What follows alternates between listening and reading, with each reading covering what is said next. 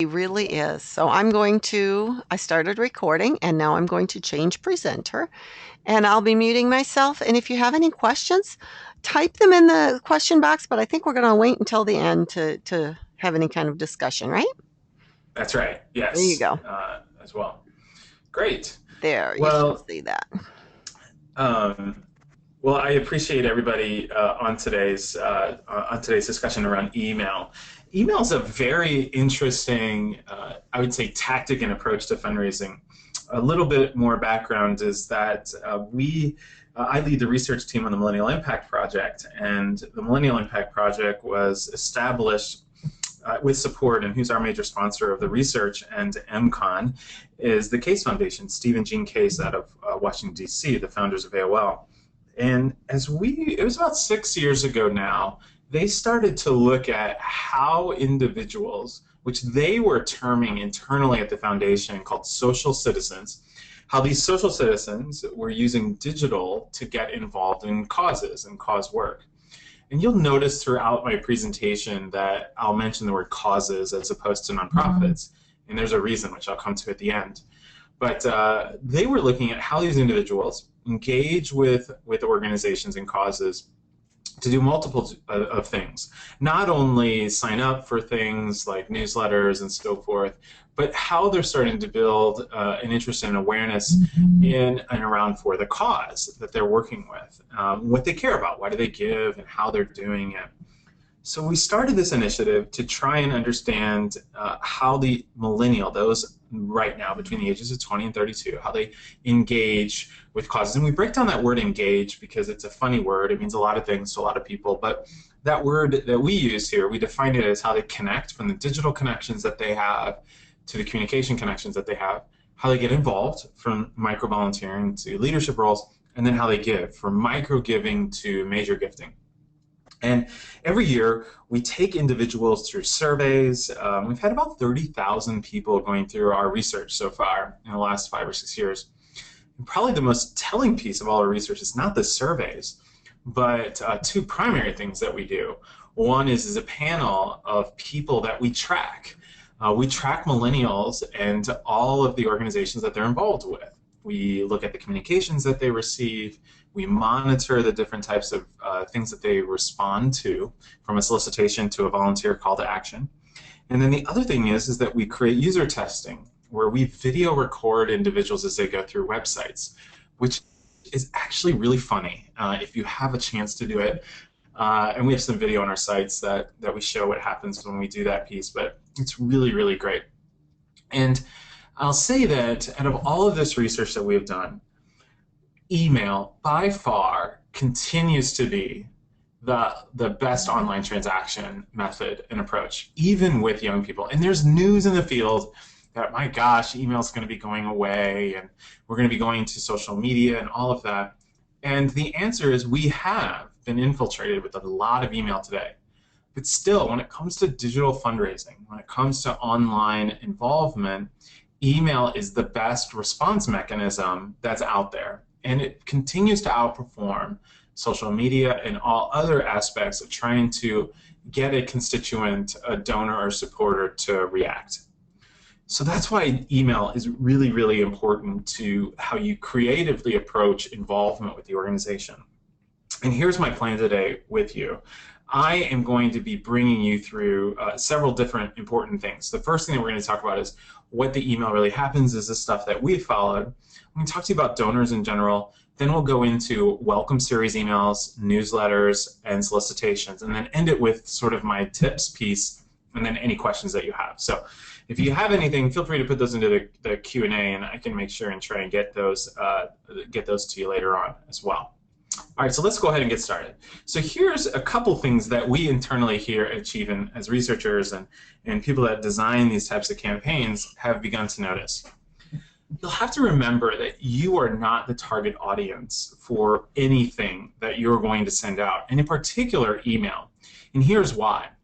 When you are thinking about the email you want to send to people, for the most part, you're thinking about yourself, which tends to be the uber involved, the overly knowledgeable person about the cause, And you immediately think that people want to spend an exorbitant amount of time with the information that you send out because, well, you're good, right? You think that everybody wants to hear what I have to say or what our cause is doing, and so therefore everybody will like what they see. And that typically is not the case, especially with email. We have to remember that email is an impulsive environment. It really has become that way. And that's changed over time. If you look at how email has been used, initially email was used to inform, spend time with it, and as email began to get more crowded, email has now become much more of an impulsive nature. So where direct mail, for instance, if you use that as a method, can sit at a household for 3, 4, 5 weeks, potentially. With email, we're looking at a response time or a sit time at an individual of maybe a couple hours at the most. Sometimes it doesn't even sit longer than 5 minutes. And so it becomes much now more of an impulsive nature. And email has also become something where we've noticed one major trend, and this is just in general with communication, is that our people really don't read everything. And in fact, our donors do not read everything at all. I mean, I love when we do panels or anything else because we'll know we time or we watch an organization send something. And then we'll go back and say, hey, John, do you remember receiving this? And they're like, no, absolutely never received it. And we know that they opened it because we have that data. And then we even know that they clicked on something and read something, but they don't even recall it. And the stuff that they look at in email is very, very minute compared to what we all lay out. So for instance, if you take your newsletter right now, on average, some of you might have 4 to 6 different stories or pieces of content within that newsletter. You should time yourself on how long it takes you to get through all of that. And here's another usability. Usability is a term that basically means the experience I have with digital, whether it's good, it's I learned something, and so on. Well, in most newsletters, we have all these different stories. We'll be lucky, honestly, if we get individuals to click on more than one story. Our average should always be, let's just focus on getting them to really focus in on one story. Because if you have 5 stories, you're asking me to click on one, go to your site to read the rest, come back, click on another, go to your site, read the rest of the content, and then come back to the message. That type of usability is clunky and it typically doesn't happen. So we know that they don't read everything, so we have to hone in and focus on what we're doing. Everybody forgets about you. And as much as you think that they'll remember the last communication that you've sent, it probably doesn't really happen that way. I love following millennials when they'll say, we'll ask them, well, you know, how many organizations did you friend or like in social media last week? And we'll be lucky if they come close to the real answer. They just forget, or we tend to get over communicated in other ways, which moves our mind onto other things. And here are a couple last minute things that we have to remember, is that for the most part, the general public does not experience your work firsthand, not like you do. I mean, your job essentially is to experience it and communicate that effectively to somebody who's not going to be there. For the most part, me as a donor, I'm going to live vicariously through you. I'm going to live on every word you send me at times. I'm going to live on every image that you send me because I don't have the time myself to go experience the cause. I don't have the ability to go do things that you do because that's your job.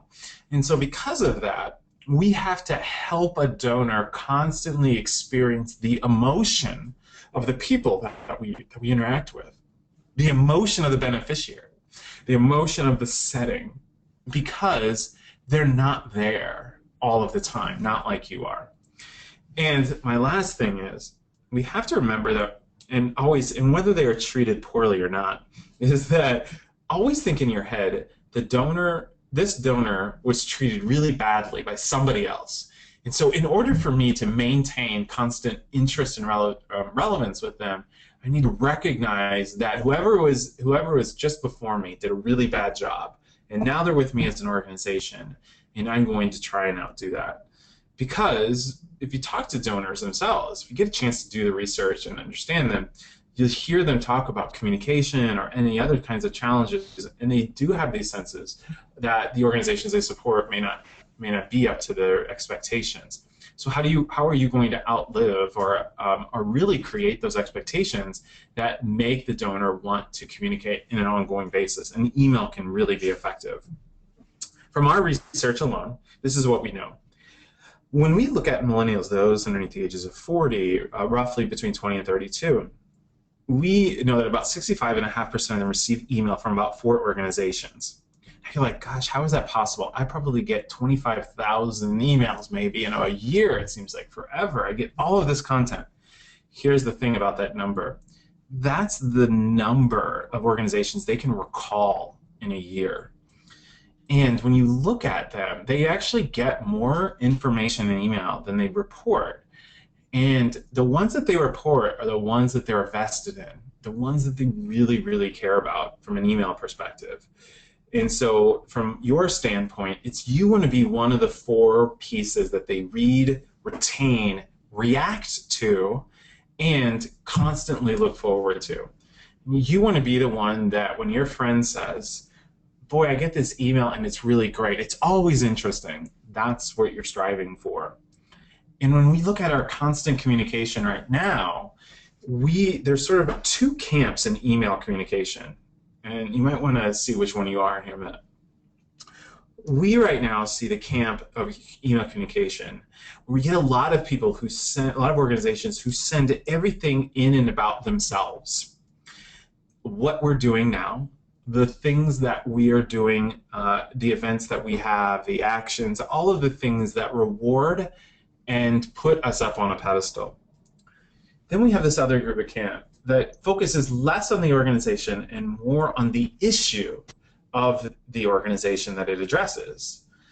That's the organization that also spends time finding information out in the community that's relevant to them and also brings the individual through that system of information to get them to react. I will say that email has higher rates of response when we focus on the latter. The organizations that focus on the issues, the information, the conversation in and around what you're addressing, much more than about you. A lot of us don't want to hang out with the person that only wants to talk about themselves, but our email communication seems like that's all we're doing.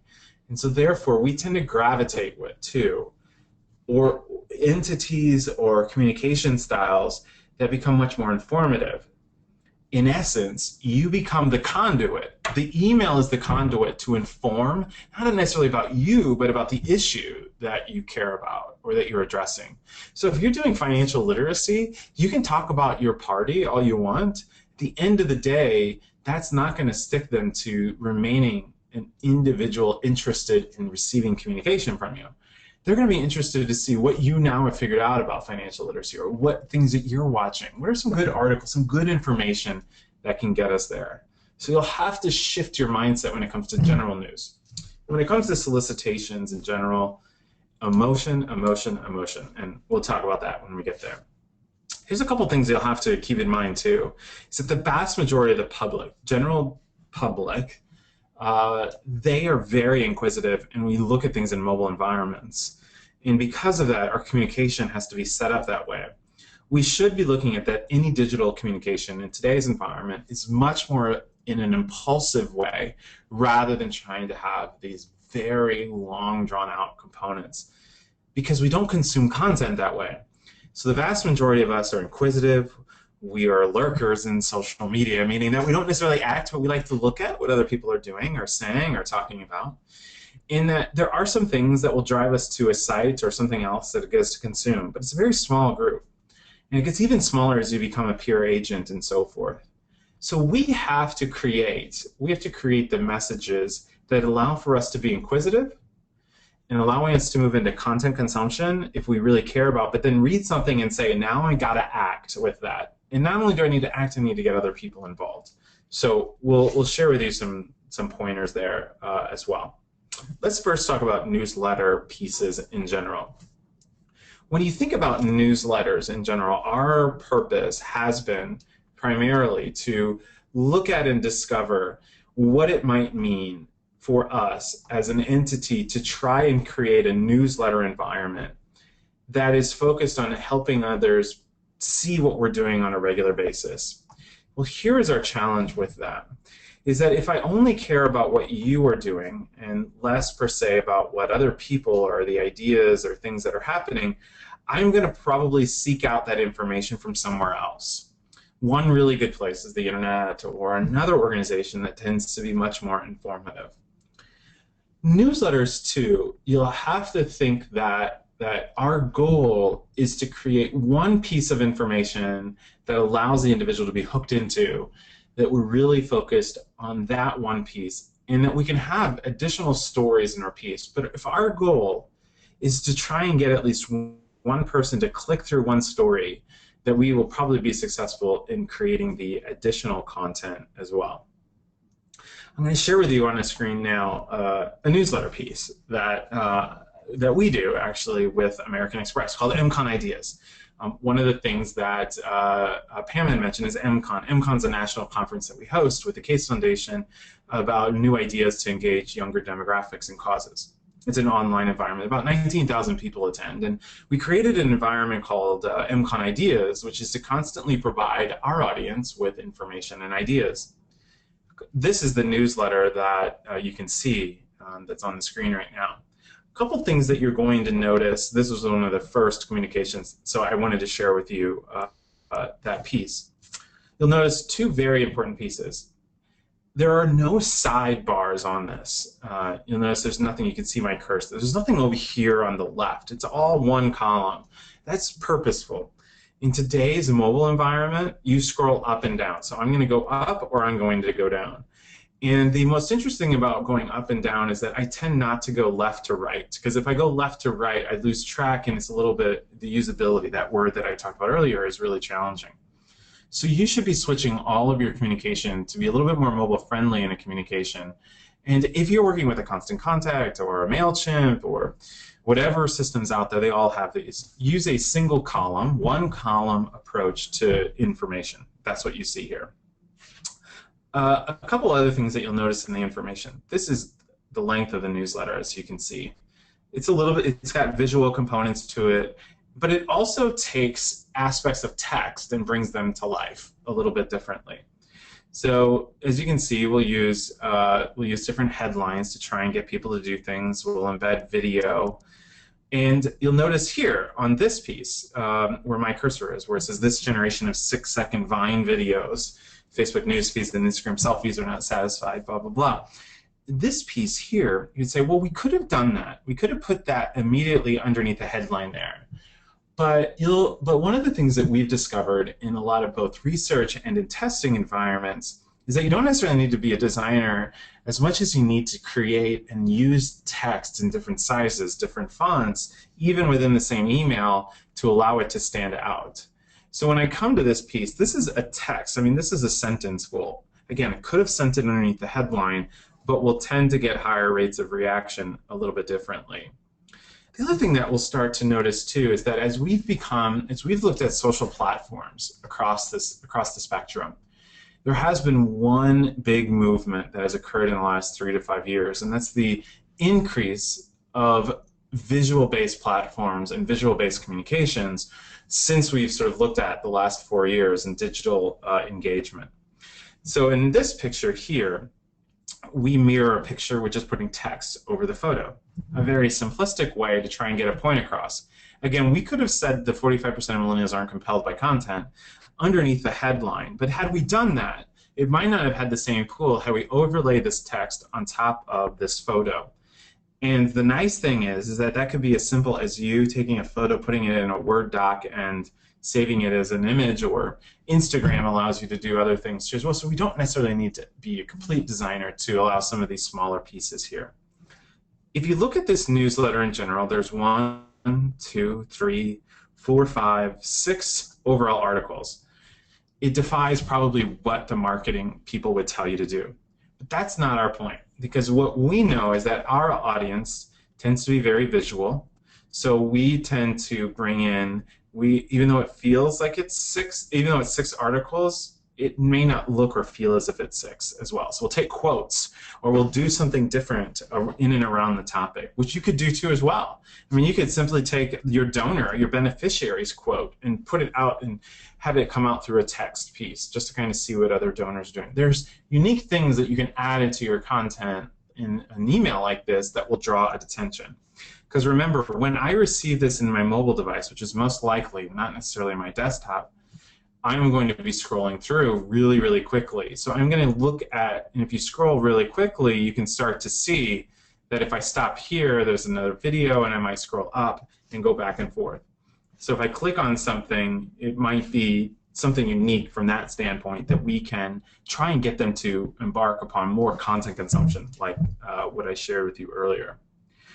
So from here, my thoughts or my pieces around MCON ideas, as we've sort of created this newsletter and we get high rates of response and high click-throughs, in this communication, our goal has constantly been to create both visual using text as well as imagery to try and inspire somebody to click on or at least continue learning more within one environment. Now, if we really wanted this audience that we're sending this to just do one thing, we would never send anything else with it, because quite honestly, that won't really do anything from our perspective. And what we know is that, as we've even looked at our own, if we want something to really happen, like a solicitation, or we want an action to occur, the most creative thing that we can do is honestly send it by itself with text, one image, and one big button, and then that's it. And I'll show you some in a second here. But what that does is it forces the eye to kind of go in and allow you to focus the user on doing one major thing, as we'll see it. And so as we look at email communication, we are trained now to skim email much more than we are to read it. And the other thing that's really interesting about our email is as we use mobile more than that, is that not only are we skimming and scrolling through quickly, is that we tend to equate it to some of our other social media mechanisms and platforms, like a Facebook environment where I can scroll up and down in my Facebook feed, to an Instagram and so forth. So I'm starting to use the same methodology and approach when looking at social media messages as I am in email. And so now email isn't just about the words that I have in there, but it's about the overall readability experience, the viewership experience that I'm trying to get out there. And because of that, we're going to have to try and use imagery or use text in a creative way to try and spark the eye a little bit as well. So that's newsletters. The next piece I want to talk about is welcome series. You should be using a welcome series if you haven't done so already. The welcome series is a fancy term for a series of communication after somebody signs up for your newsletter or becomes a donor.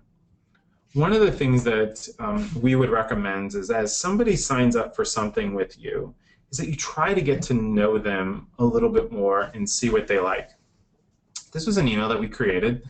There's a couple things that you'll see in this email that are really, really important, that go to the design themes of how emails read today and what you want to do. You'll notice at the top there that it says insert first name. Obviously, with like a constant contact, I would have done that. But it starts out with a statement.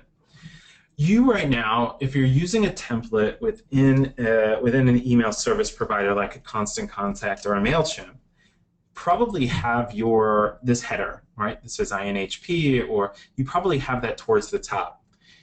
Here is a couple tips to think about. When email is first brought through and you have an image, especially even if the image is not conducive for the email service provider to read immediately, some don't enable all the images, we always like to have text at the beginning to try and entice the reader to move down. And we try to make that text both personal and familiar. So, for instance, here, insert first name would be Derek. We love Indianapolis neighborhoods, and we know you do too. You're like, I do, right? So we're starting to qualify the reader into what's happening. Through support, this is for somebody that's donated, we've been able to help 22,000 families in our hometown. intriguing. So then now we start to bring it down a little bit more. So this is how they did it, and we created an infographic to make that happen.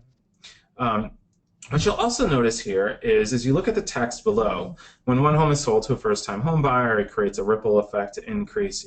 You can be a part of helping us to reclaim one of the 8,000, find out more how you can get involved, learn more.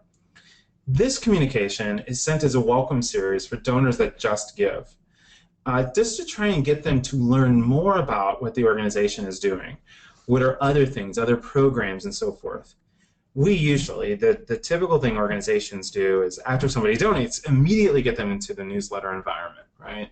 So now they're receiving all the things that we're going to talk about ourselves.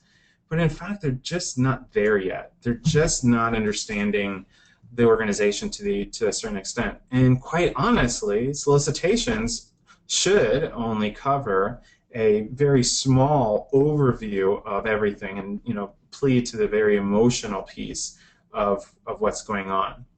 So from that standpoint, we have to look at communicating in a series. We usually create welcome series for donors for about 4 months. One message per month for 4 months. And each one of those messages would be tied to a new topical area about the organization. After they receive this kind of communication, after 4 months, we then invite them to be a part of our newsletter. We don't force it on them. We communicate with them and say, these are the things that we're doing, and then the last communication would be, we would love to sign you up for our newsletter. Would you like to do that? And ask them for their permission to continue as a donor and having that happen. And you will see some really good response rates. This is another email from in the same sequence. Notice the name at the top. Meet Leah. Like you, again, familiarity. I'm sort of showing how we're together. She cares about her neighborhood and the people in it. All right, so intrigued, she starts to move down. And in this sentence here, we're looking at, we're highlighting a person who's volunteered for a program that they spent a day painting and repairing. So here's what they can do to make their neighborhood even better. What this does is it allows them to be much more educated on what the organization does. Very tight language, as you can see here, using Leah as well. A couple other things about imagery. Fundraising is emotional. We have to remember that, right? Everything we do in our space is about the emotion of sharing the emotion of the people that we help, the people that are in need, with the people who have the resources. That's the fundraiser. You're the bridge between sharing emotion and the story of people in need to the people who have the resources. And in order to do that, we react to people's faces. We react to people. We react to the pain, the success, the challenge, the opportunity, all of those things that we can witness in the individual's face. I highly encourage you not to have images that have 20 people in them, but focus on that one individual face, that emotion that you can find in there. You'll tend to get higher rates of response, and it's more memorable. We can remember faces. We don't remember crowds of people because there's no face, and that removes the emotion in what we're trying to do. So the welcome series I recommend you having, using a creative approach like this, where we can introduce concepts to the donor after they donate, and into the newsletter subscriber, you could do the same thing. And then what's also good too is that if we know that they click on learn more, you see the big button, right? We're a button society. You probably pressed 10 buttons to get into the office today or get to the car or do whatever. Is that if we see people clicking on this, that also means that they might be interested in that type of program. So if Derek clicks on this message and we have a high rates of response to the Neighbors Helping Neighbors program, that might be something that we want to include in it going forward. Here again is now, we usually sometimes will incorporate a solicitation into a welcome series if it's, if it's a long, that might be towards the end, but I just wanted to share with you a solicitation that went out for this organization as well. So Derek, a donation to INHP, helped Dennis move his family into a home. You remember Dennis and his family from one of our past emails. Now remember, even though I made that statement, I go into a little bit more about who Dennis is just to give them the brief overview. When you give to INHP, you help someone buy a home, the community appearance, blah, blah, blah. You're probably thinking, Derek, my gosh, we need more content, we need more language, we need to have the full case statement, we need to have all of this type of stuff just to try and convince the donor. Well, Here's the thing. If your donors have been welcomed into the organization with more knowledge and more experience, you don't need to have all of that. What you do need to do is resurface the emotion that you're trying to bring into it. You're trying to resurface the individual that you're trying to help. Because what donations tend to be is an ongoing recommitment to the cause. Right? When I give, I'm recommitting that I believe in the work that you're doing to help these people. I believe in that Dennis is going to get that to have happen. So we should be moving our solicitations to be recommitments rather than reconvincing. Is reminding them of the commitment that they're sharing and that we share together. That we ultimately want that neighborhood to be better, and homes that people purchase that we work with. This mortgage advisor, all of those things are really important to make that happen. And so we'll tend to see high response rates from those. So create a welcome series that allows your donors to experience other aspects of the programs so that you can learn about them, they can see other things. And if you really want to put them on the newsletter, I would just wait till after you get through a welcome series. Invite them to that newsletter experience so that you don't get a lot of unsubscribes or people that are not interested. So now it's time to talk about solicitations in more detail before we get to some ideas and concepts. So you'll notice here, I mentioned at the beginning, a lot of this sort of text statements, that familiarity as well. Here's something to remember about solicitations and an email. We need to start with a bold statement that allows me to either rehash, remember, or, as I mentioned earlier, resurface that commitment to the issue I care about, which is, in this case, it might be education, graduation for people who have challenges, maybe with developmental disabilities or with spinal injuries. So this, as we see here, the statement allows question protocol statements at the beginning tend to evoke a response that makes us want to go down and read more. And as you can see, we can use design effectively. You've helped me, now let's create a movement together. 2 days after his 17th birthday, was severely injured. One statement. Now we could have gone on for 3 paragraphs, but we know email is an impulse. So if you look at the 4 paragraphs that are in this environment, you probably see my cursor here. So we have this paragraph that starts with 2 days. The among the most pressing trials have been keeping a loyal, consistent caregiver. The donation right here, and then by giving today, you're changing life with someone like Tyler for tomorrow. Each one of these sentences serves a purpose, and a paragraph serves a purpose. So if we go through here, this is how we design an email or think about it, and even when we research them too. The first one would be familiarity, try to get the individual cued in to go down. The 2 days after is to set the stage for the beneficiary, so give context. The next paragraph is to show the need of the beneficiary, so context, then need. Then the third one here is why I need you to act, why I need you to have happen, or what is the result of an action that will occur. And then going from there into the request. From this, what it tends to do is force the reader, as they're reading it in their environments, to continue with the story in a very short, impulsive nature, assuming that we're starting to communicate with them along the way. And since email is typically an opt-in, assuming that none of you are getting emails where you're just adding people to lists, that you've opted them in, that we're at a point now that donation or solicitation emails that use this method and approach, they don't need all of that. This isn't like direct mail acquisition, because emails are opt-ins. They're opting into receiving that already, so you can bypass a lot of that language that we typically use in case for support language and modify it and truncate it down to this sort of level. Here's another opportunity that in an email solicitation you might want to consider. The first one always being a statement that ignites controversy. I mean, did you know, this is again a question, that heroin is the highest among Indiana than ever before. And you can kind of see how we use the text above the banner and then brought it down here below. Giving levels here of gifting, it's kind of interesting. And we've looked at not only the campaigns that we do, but the campaigns that we researched in the Millennial Impact Project.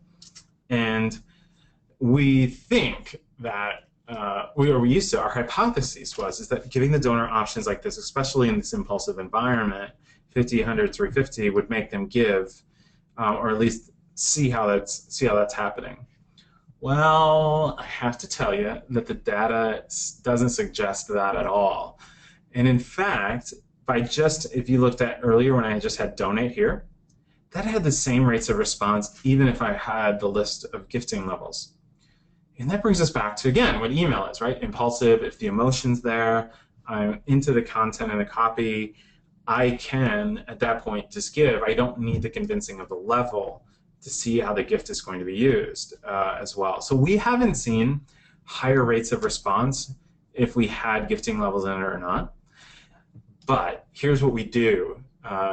Here's what we have used in performance of these email campaigns, is that if we're doing a sequence of email solicitations, maybe 1 to 3 solicitations, especially end of year, we'll incorporate one in there just to add different flavor to the email solicitation, so it's not just donate, but that we can show and qualify how a gift could be used. Here's a different statement at the beginning. This one we're testing whether or not heroin had higher rates of reaction. So remember this one, heroin at the top, versus diabetes.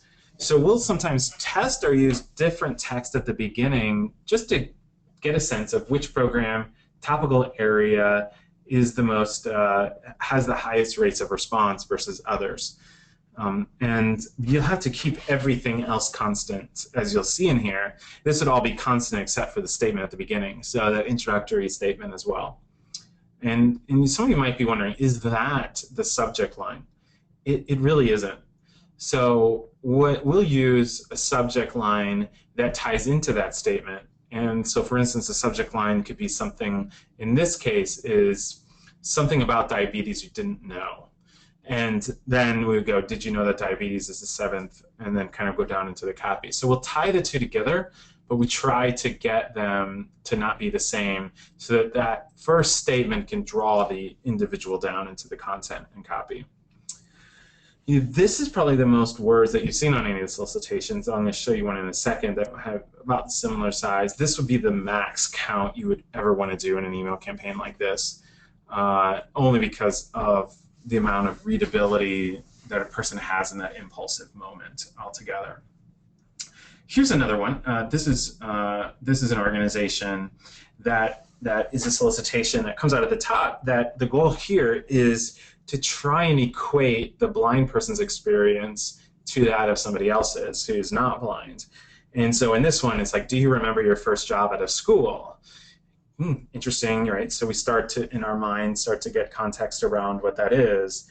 And then you can kind of see in the copy as you go forward, can you recall what it's like to start your first day and how nervous you were? All of those experiential type language that is that familiar for the individual, again, is that mechanism to try and help the user relate more to the story of what we're trying to do. And in this case, the $100, sometimes, and again, we haven't seen any difference between having 100 different levels or versus just say donate. Well, let me take that back. There is this difference, but it's not even statistically significant to mention. And in this, as you'll see there, sometimes we will take out language and put it in text in different font size or colors, and as they go into here to relate to the school-based piece in general. So Adam has been blind since birth, but that did not stop him from building a successful career in technology. So we'll sometimes let those words flow together in there. All of this email that I'm showing you right now has that structure. Opening statement that intrigues and relates to the individual receiving it. Image or text, or image that keeps them visually into the message. Text that allows them to carry through this story and skim through. Some people read the text, some won't. And then towards the bottom, understand what we're trying to do with a solicitation, getting to the donation. You only need 1 or 2 sentences to talk about what the gift is doing in email. You don't need them, you don't need them all. There's another style of solicitations to an email that we've seen. This is for an organization called Lambda Chi Alpha. They're a fraternal organization. And sometimes we'll use this methodology when we're trying to get a base of individuals to do different types of things in a campaign other than just donate. So for instance, in this case, we might get them to give $10. We might get them to give 10 minutes to give us information, or share 10 with 10 of their share the experience. Those are all different forms that can be considered. We have mixed reviews on this sort of method, but I wanted to share it with you because in this methodology, the challenge is that by asking the donor to do excuse me, one of three things, you're segmenting their interest and their focus out of the message and dilutes it. But what this can be effective at times is allowing them to perform one, and then you can follow that with an email message that says something like, great, thanks so much for doing this. Now we want you to, now here's the next thing that you can do. Besides giving 10, you can now give 10 minutes to register or do this. So you can use it as an ongoing engagement mechanism rather than just a one-time piece together. So those have been somewhat successful. We would never recommend more than one of those, once or twice a year, or once a year. In fact, I wouldn't even probably do one. I wouldn't continue to do that style of methodology every year at all. I would do it maybe once every other year. Here's another email I wanted to show you that if you'll notice the text. This is from an organization called Building Tomorrow. If you look at the text on the top, if you're looking for last-minute gifts, remember concrete is greater than coal. You're probably wondering why on earth would this organization talk about that? Well, simply, if they had a welcome series that welcomed their donors talking about the differences between coal and concrete and how it's being used and some of the imagery. So this was a carry-through with their welcome series. So at this point, the individual assumed that they were a little bit educated at what has been going on. But what they also do is in the text is that they go back and help to re-educate the individual had they not remembered to see it. Lastly, I point out two very important things. Look and see if you know where the brand logo is. Yeah, you probably notice with all of these solicitations, one common piece is that the brand is typically below or secondary. Why is that? Well, here's why. A lot of people, when we look at this, again, impulsive environment, right? I get this message. Our old marketing hat says, put the brand logo in front of them 4 to 20 times or whatever that magical, I think it was 3 times, and then they'll remember it, right? That doesn't necessarily happen either. But in this case, emails should be an opt-in environment, assuming that you got their email address in some way that they've opted in. And because of that, we now also are branding the sender. So the sender could be Derek with Achieve. It could be, there's so many ways to add to the branding. Just having a banner at your top isn't necessary, as you've seen in a lot of these, because that brand can be shown in the subject line or in the sender line, and also could be put into different pictures or images too as well. Think about your brand as secondary, assuming that these people are interested in what who you are, and the ongoing communication with you. And when you think about it in those terms, you allow yourself to focus much more on information and relating that solicitation information than you are relating it to, well, let me just show you the image of our brand, because suddenly you understand or see the brand, you're gonna love us too as well. So think about it in terms of that way. Move the brand a little bit to the secondary position and allow the information, the image, or that text to remain prominent and dominant, because that is going to be the piece that they're going to be intrigued with to move forward. All right, here's some last-minute tips, and then we'll get to some of your Q&A. Here we go. 1, kind of sounds funny, but 1, focus on that individual's face and look at that. How can we can sense the emotion of happiness, we can sense all of those things. Here's a great tip.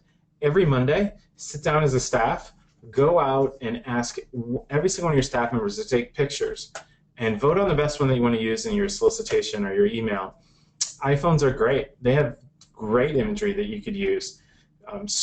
Go in there, turn that iPhone to the side, not straight up, turn it to the side, take a close-up picture, sense the emotion in the eyes and the face, and use it in email. Email's impulsive. You have to make sure the emotion is set there. Make that connection. Here's a piece right here, as you can see. Do you know somebody affected by cancer? I mean, I do. I know I'm starting to bring it in there. You notice the face, you notice all of those things. All of these are solicitation and visual type components that you can use. You don't necessarily need a photographer on staff. You do need somebody to just go out, be able to photograph or find the images of your people that you're helping. And I know some of you might have HIPAA issues. In that case, you try to show the other things that, I mean, we had a HIPAA case that we didn't have a HIPAA case here, but we had a client that we worked with that had a HIPAA, and we showed the feet or the back of their head, and we got the house that they lived in. And we said in the story, we can't show you their face, but I want to show you the environment that they're in. We were allowed to shoot the environment, to show the emotion of that environment than ever before. The issue, focus on your issue. The brand here, the girl effect, is secondary. And use this participatory language if you can, as much as possible. Are you in? I mean, when you read this, the statement in itself draws us in to make it participatory. If you are always telling rather than participating, then if you're using that language that's always telling language rather than just participation language, it's hard for people to join you. It's hard for people to get on track with you. You have to ask them to be a part of something that you're doing. If you believe in the same thing that we're talking about, you need to go out there. You need to help us. You need to give us support as well. Avoid these 4 words. I know you love them. You can't stand to live without them. But these words in solicitation tests that we have done in email and digital environments, they tend not to perform well. You can say community much better by saying neighborhood. You can say impact by just saying, this, as you saw earlier with that individual, this individual received this from us, and now this is the situation. Just be very direct. In email, you're going to have to be because you don't have much time, or text. Make me feel like I can make a difference with what I'm doing. Make me sense the individual that's happening. And answer these questions. How can I be affected? You probably noticed in some of the web copy there that it said, I mean, this is what you can do. You are affected, or you had this chance. Make it become familiar. How can I be touched by your work? Give me a scenario that helps me understand the experience that these people are going through. If I can't witness it or touch it firsthand, you're going to have to do a good job visually or using words to make that emotion and imagery come out in email. And email is an impulsive environment, so you want to look at images that draw the individual in, individual pictures and imagery of their faces and so on. Create mini milestones. I did the welcome series that we talked about. Here's an organization right here. It's called Generosity Water. This is how we work. How once they receive a donation, all of the things that they do before they report the impact. And the great thing is that they'll send email each one of these times. So I'll get an email that will say, hey, Derek, thanks so much for the donation. We'll be back in touch in a couple of weeks when we're in the process of identifying the village. Derek, thanks so much for thanks so much for your donation again. Really appreciate it. Want to let you know we just identified the village, and now we're going to select the water committee. Make many milestones in your program as reasons to inform and communicate with the donor base. What organization is this again, Derek? It's Generosity Water. Generosity Water. That's awesome. Yeah, they do a nice job of it. And so I leave you with my last piece here, which is around that. Make email a reason of a commitment. Make an action. Make me want to act because I'm recommitting to the information that you're sending and are a part of. All right, Pam, any questions for us? That was fabulous. I learned a lot. I really